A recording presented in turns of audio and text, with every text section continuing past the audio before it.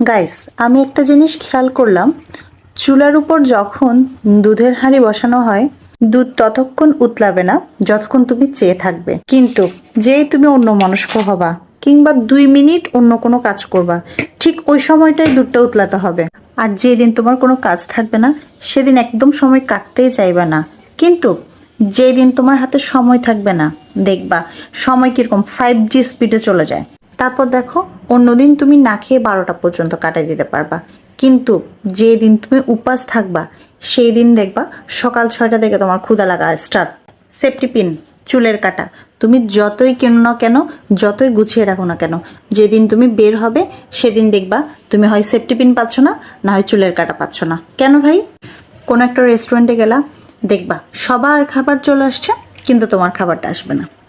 এরপর তুমি যেদিন ছাতা নিতে ভুলে গেছো, অন্য কোনো দিন না নামলেও ঠিক ওই দিন বেছে বেছে বৃষ্টি নামবে।